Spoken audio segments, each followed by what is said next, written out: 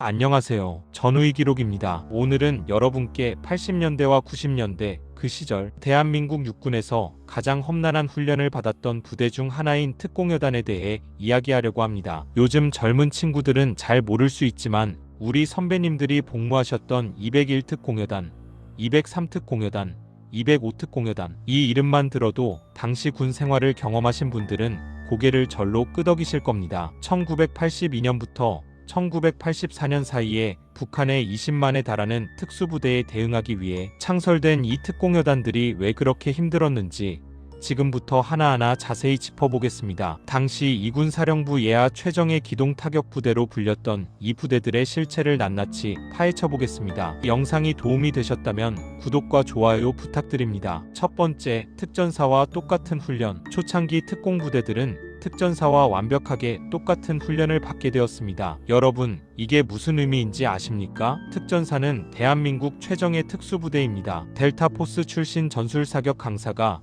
1990년대에 훈련해본 707특수임무단을 3개, 각 특수부대들 중에서도 가장 뛰어난 부대 중 하나라고 극찬할 정도로 우리나라 특수부대의 수준은 세계적이었습니다. 그런데 특공여단은 특전사와 달리 100% 현역병으로 구성된 부대였습니다. 간부가 아닌 일반 병사들이 특전사 수준의 훈련을 받았다는 겁니다. 이것이 얼마나 대단한 일인지 아시겠습니까? 1982년 10월 1일 최초의 특공부대인 702특공연대와 705특공연대를 창설한 것을 시작으로 전두환 대통령 시절 강력한 대북 억제력 확보 차원에서 1983년 10월 10일 201특공여단이 1984년 6월 1일에 203특공여단이 각각 6개 대대 편제로 창설되었습니다. 특전사의 7X 특전대대를 모체로 하여 군단 예하부대에서 병력을 차출해서 만들어진 부대이다 보니 처음부터 특전사 출신 부사관들이 분대장과 포반장으로 배치되어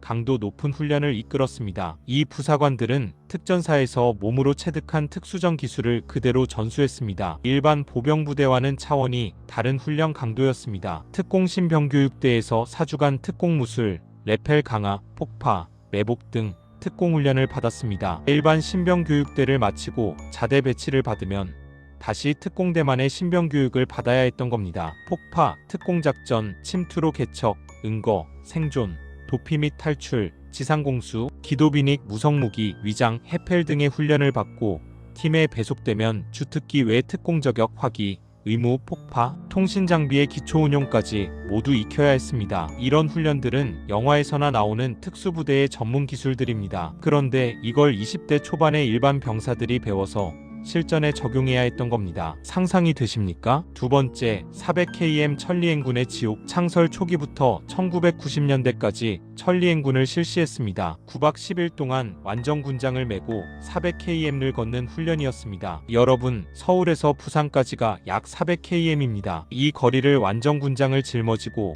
텐트를 치고 자면서 열흘 가까이 걸어서 이동한다는 겁니다. 완전군장이 얼마나 무거운지 아십니까? 당시 기준으로 대략 3040kg에 달했습니다. 쌀 한 포대를 등에 메고 400km를 걷는다고 상상해 보십시오. 26개월 군생활 통틀어 3번이나 하는 경우도 있었다고 합니다. 천리행군 한 번만으로도 지옥인데 그걸 군 생활 중에 여러 번 반복했던 겁니다. 어떤 전우는 입대와 제대 날짜에 따라 2번만 하기도 했고 운이 좋으면 휴가가 겹쳐서 1번만 하는 경우도 있었지만 대부분은 최소 23번은 경험했습니다. 발에는 물집이 잡히고 터지고 다시 굳어지는 과정을 반복했습니다. 천리행군 중인 부대원들의 물집 잡힌 발은 이미 내륙 종합전술훈련에서 망가진 상태였다고 합니다. 그런데 더 무서운 사실이 있습니다. 천리행군은 단순한 행군이 아니라 3주간의 내륙 종합전술훈련 후 도보로 퇴출, 복귀하는 훈련으로 마지막 일주일여간의 행군이 피날레를 장식한다는 점입니다. 즉 3주 동안 이미 수백 km를 이동하며 각종 전술훈련을 받은 상태에서 마지막으로 400km 행군을 더하는 겁니다. 복귀 후에도 몸이 완전히 정상으로 돌아오는데 한 달 정도 휴식을 취해야 할 정도였습니다. 인간의 육체를 한계까지 몰아붙이는 훈련이었던 겁니다. 특히 1998년 4월 충북 영동군 민주지산에서 천리행군 중이던 50수 특전여단 부대원들이 갑작스런 이상기후로 인해 저체온증으로 대위와 중사, 하사 4명 등 6명이 사망하는 사건이 발생하기도 했습니다. 4월임에도 불구하고 체감온도가 영하 30도까지 내려가는 폭설 속에서 벌어진 참사였습니다. 천리행군이 얼마나 위험한 훈련이었는지 보여주는 사례입니다. 세 번째, 정군 최초 사주 유격훈련. 정군 최초로 4주간 전문 유격훈련을 진행하는 부대로 유명했습니다. 일반 부대의 유격훈련도 지옥이라고 하는데 특공여단은 그 2배인 4주 동안 유격훈련을 했습니다. 201 특공여단이 시범 케이스로 도입한 이 4주 유격훈련은 이후 203 특공여단에도 전파되었습니다. 4주 유격이 도입되던 그해 초부터 주마다 주둔지 산악행군, 영해 야간 전술행군 등 각종 예비교육으로 강도 높은 준비를 해왔다고 합니다. 유격훈련을 받기 위해 미리 몇 달 동안 준비를 해야 할 정도였습니다. 유격훈련이 시작하는 즉시 부대에서 유격장까지 행군으로 주파하고 곧바로 훈련에 돌입하여 2주간의 기본 유격훈련 후 산악지대로 이동하여 헬기 강습, 매복사격, 수색 정찰을 포함한 전술훈련을 실시했습니다. 첫 2주는 기본 체력과 정신력을 한계까지 끌어올리는 기간이었습니다. 지옥주라고 불리는 극한의 체력훈련, 각종 장애물 극복, 그리고 끝없는 구보가 이어졌습니다. 그 다음 2주가 진짜 지옥이었습니다. 산악지대로 들어가 실전 같은 전술훈련을 받는데 더 무서운 건 실제 전투 상황에서의 배고픔과 수면 부족, 체력 고갈 등의 극한 상황 경험을 위해 닷새 동안 배식량을 30% 줄인 후 무박 훈련을 실시한다는 점이었습니다. 30% 줄인 식사라는 게 얼마나 적은지 아십니까? 이미 강도 높은 훈련으로 지쳐있는 상태에서 밥도 제대로 못 먹고 잠도 못 자고 계속 움직여야 했습니다. 이게 바로 적진에 고립되었을 때를 대비한 훈련이었던 겁니다. 유격 훈련 끝나고 자대까지 약 20km를 군장 메고 뛰어오던 것도 잊을 수 없는 기억이라고 합니다. 며칠 동안 유격하느라 힘이 다 빠진 상태에서 군장 메고 수십 km를 뛰어서 돌아온다는 것은 정말 미친 짓이었습니다. 유격 마지막 날에는 화생방 훈련도 빠지지 않았습니다. 화생방 훈련실에서는 이빈 데벌 크라이즈, 희양마도 여기서는 운다라고 쓰여 있을 정도였다고 합니다. 독가스가 가득한 방에 들어가 방독면을 벗고 견뎌내는 훈련이었습니다. 네 번째, 실전 헬기 공수강화와 공중강습 작전. 실헬기 공수강화 훈련을 받았습니다. 지금은 안전상의 이유로 많이 축소되었지만 당시에는 실제 헬기에서 패스트로프로 강화하는 훈련을 정기적으로 실시했습니다. 높은 곳에서 로프 잡고 뛰어내리는 것은 처음에는 공포 그 자체였습니다. 헬리콥터가 공중에 떠 있는 상태에서 로프를 타고 내려오는 훈련은 생명의 위험이 따르는 극한의 훈련이었습니다. 병과를 가리지 않고 모든 부대원들이 헬기 강화 훈련을 실시했으니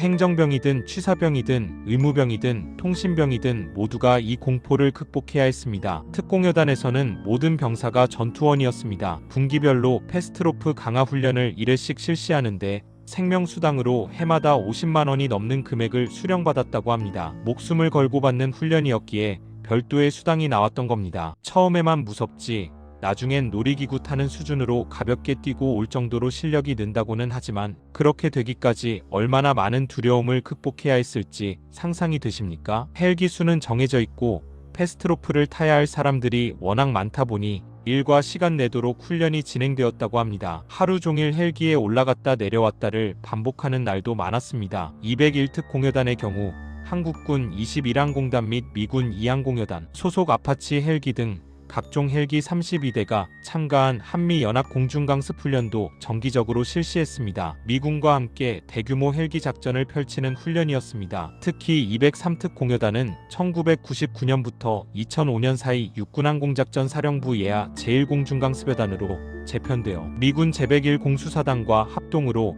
공중기동 및 강습 훈련도 했습니다. 세계적인 공수부대와 어깨를 나란히 하며 훈련했던 겁니다. 다섯 번째, 33개월의 긴 복무기간과 열악한 처우. 80년대에는 33개월의 군 생활을 해야 했습니다. 지금의 18개월과 비교하면 거의 2배에 가까운 시간입니다. 그 긴 시간 동안 특공여단의 강도 높은 훈련을 견뎌내야 했습니다. 93년 기준 2등병 월급이 6,800원에 불과했던 시절입니다. 여러분, 6,800원이면 지금으로 치면 커피 한두 잔 값입니다. 그 돈을 한 달 월급으로 받으며 목숨을 걸고 훈련했던 겁니다. 복무 기간이 길다는 것은 단순히 시간의 문제가 아닙니다. 그만큼 더 많은 훈련을 반복해야 했고 더 많은 고통을 견뎌내야 했습니다. 천리행군을 3번 하고 유격을 2번 하고 매 분기마다 헬기 훈련을 받고 33개월이라는 시간 동안 끊임없이 자신을 한계까지 몰아붙여야 했습니다. 80년대 훈련소의 식사는 반찬이 부실하던 때로 10여 년 묵은 쌀이라 찰기도 없고 먹어도 배가 계속 고팠다고 합니다. 90년대 군번도 구치소 다녀온 경험 있는 고참 말로는 감옥보다 군대밥이 못하다고 할 정도였습니다. 그나마 특공여단은 이군사령부 직할 부대였기 때문에 부식은 빵빵하게 잘 나온 편이었다고는 합니다. 하지만 그게 일반 부대에 비해 상대적으로 나은 것일 뿐 지금 기준으로 보면 여전히 열악한 수준이었습니다. 여섯 번째, 엄격한 선발 기준과 병 중심 편제의 한계. 2008년까지만 하더라도 각 훈련소에서 차출되어 온 인원들의 대부분은 안경을 쓰지 않은 시력이 좋은 대원들이었습니다. 특정 중대의 경우 2007년까지 병역 판정 검사 1급, 키 180cm, 안경 미착용 인원들로 중대가 구성되기도 했습니다. 상상해 보십시오. 신체 조건이 최상인 젊은이들만 모아놓은 부대였습니다. 37사단 신병교육대에서 가장 재수없는 케이스가 201, 203, 205 착출이었다고 합니다. 왜냐하면 절반 이상이 37사단 자대 배치받는 상황에서 특공여단에 차출되면 훨씬 더 힘든 군 생활이 기다리고 있었기 때문입니다. 그런데 문제는 이렇게 선발된 정예 인력들이 전원 부사관이 아닌 현역병이었다는 점입니다. 특전사는 간부 중심으로 운영되지만 특공여단은 병사들이 주축이었습니다. 특수전부대인 특전사에 비하면 교육훈련이나 업무의 전문성, 전평시 동일한 임무 수행으로서의 다양성 등이 부족했던 이유는 전투원이 전부 부사관 이상인 특전사와 달리 병 위주로 구성된 부대여서 숙련도에서 떨어졌기 때문이라고 합니다. 2년도 안 되는 짧은 시간에 최대한의 전투력을 발휘해야 했기에 훈련 강도는 더욱 높을 수밖에 없었습니다. 빠르게 전력화해야 했고 그러기 위해서는 더 강하게, 더 자주, 더 혹독하게 훈련할 수밖에 없었던 겁니다. 90년대 이후 군복무기간 단축, 그로 인한 숙련도 부족으로 부대 편제와 임무의 대대적인 수정이 들어가면서 현재의 훈련과 임무로 개편되었습니다. 병 중심 편제의 한계를 인정하고 결국 간부 중심으로 개편하는 방향으로 가게 된 겁니다. 일곱 번째, 실전 대간첩 작전과 각종 위험 임무 투입. 1995년 부여 대간첩 작전에서 무장공비를 소탕했고 1996년 강릉 무장공비 소탕작전에도 투입되었습니다. 훈련만 하는 부대가 아니라 실제 전투에 투입되는 부대였습니다. 북한 특수부대가 남한에 침투했을 때 가장 먼저 투입되어 이들을 소탕하는 임무를 수행했습니다. 특히 1996년 강릉 무장공비 침투 사건은 국민들에게 큰 충격을 준 사건이었습니다. 북한 잠수함이 강릉 앞바다에 좌초하면서 무장공비 26명이 침투했고 이들을 소탕하기 위해 49일간의 대대적인 작전이 펼쳐졌습니다. 이 과정에서 특공여단이 투입되어 산악지역을 수색하고 공비들을 추적했습니다. 실전이 있다는 것은 곧 언제든 목숨을 걸어야 한다는 의미였습니다. 그렇기에 훈련도 실전처럼 혹독하게 진행될 수밖에 없었습니다. 작게 지역 침투, 정찰 감시, 화력 유도 및 탐색 경멸적, 특수부대 잠입 시 소탕을 주임무로 했기 때문에 지형과 기후에 관계없이 언제 어디서나 적지에 침투가 가능하며 대테러, 대침투, 정찰, 타격, 주요 시설물 경계 등의 임무를 수행했습니다. 밤에 이동하고 낮에 몸을 숨기며 잡곡을 분말로 압축한 특전 식량을 씹으며 은밀하게 작전을 수행하는 훈련을 끊임없이 반복했습니다. 이것이 실제 전투에서 살아남는 방법이었기 때문입니다. 201특 공여단은 이군 사령관의 직속 부대답게 사령부에 한 개의 경비중대를 순환 파견하고 주한미군과 합동훈련에도 참여하는 등 보다 다양한 작전이나 훈련에 참여할 기회가 많았습니다. 203특 공여단의 경우 해안 및 내륙 지역 대침투 작전 수행과 작전, 기동성 향상을 위해 주간 이동 차단 작전, 탐색 경멸 작전 등을 실시했습니다. 205특 공여단은 1984년 10월 1일 창설되어 지리산 특공대로 불렸으며 지리산 일대의 험준한 산악 지형에서 훈련하며 산악전 전문부대로 명성을 떨쳤습니다. 지리산 종주 행군 훈련이 특징이었습니다. 2000년대에 들어서는 자이툰 부대 예하 민사여단 경비대대의 모체부대를 특공여단들이 돌아가면서 맡았으며 대대장 이하 간부들 거의 전원과 1등병, 상등병급 병사 거의 전원이 파병을 나갔습니다. 이라크라는 위험한 전장에 투입되어 경비 임무를 수행했던 겁니다. 해시태그 특공여단의 일상과 독특한 부대 문화. 특공여단의 힘듦은 단순히 큰 훈련 때만이 아니었습니다. 일상 자체가 훈련이었습니다. 매일 구보 시 무적 특공 구호를 외쳤으며 이는 특공대 정신을 상징적으로 나타내는 구호로 부대 내에 이 문구를 새긴 탑도 존재했다고 합니다. 부대가 워낙 다채로운 훈련과 행사를 도맡아 진행하기 때문에 지루할 틈 없이 군 생활이 빠르게 지나갔으며 이 작전 사령부 입장에선 그야말로 오른팔격 부대라 할 수 있기에 사령부가 뭔가 타이틀을 걸고 행사나 훈련을 진행한다면 특공여단이 항상 앞장섰습니다. 부대 전체가 평온한 날보단 바쁘게 돌아가는 날이 많기 때문에 병영 부조리나 악패습도 타 후방 부대에 비하면 상당히 적은 편이었다고 합니다. 할 일이 너무 많아서 다른 걸 생각할 겨를이 없었던 겁니다. 특공여단 시절부터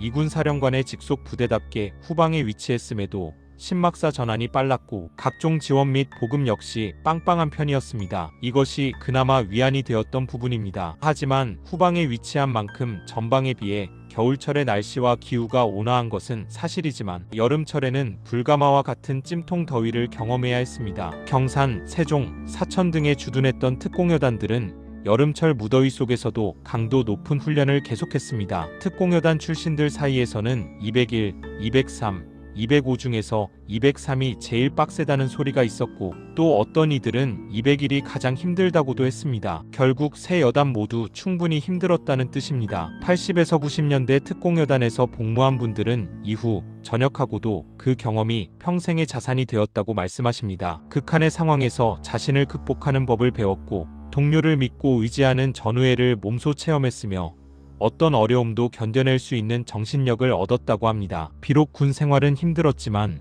그 시간이 자신을 단련시켰고 사회에 나와서도 어떤 역경 앞에서도 굴하지 않는 힘이 되었다고 말합니다. 특공여단은 2008년 205여단이 해체되어 201, 203으로 흡수되었고 이후 2021년 국방개혁에 따라 제2신속대응사단 예하신속대응여단으로 재편되었습니다. 부대 이름과 임무는 변했지만 그 정신만큼은 계승되고 있습니다. 80에서 90년대 특공여단이 힘들었던 7가지 이유를 자세히 살펴봤습니다. 특전사 수준의 훈련 400km 천리행군, 정군 최초 사주 유격, 실전 헬기, 공수 강화, 33개월의 긴 복무기간, 엄격한 선발 기준과 병 중심 편제의 한계, 그리고 실전 대간첩 작전 투입까지 지금 생각해보면 정말 상상하기 힘든 환경이었습니다. 20대 초반의 젊은 청년들이 이 모든 것을 견뎌내야 했습니다. 월급은 고작 몇 천원, 복무기간은 33개월, 그리고 매일같이 이어지는 혹독한 훈련. 하지만 그 시절 특공여단에서 복무하신 선배님들은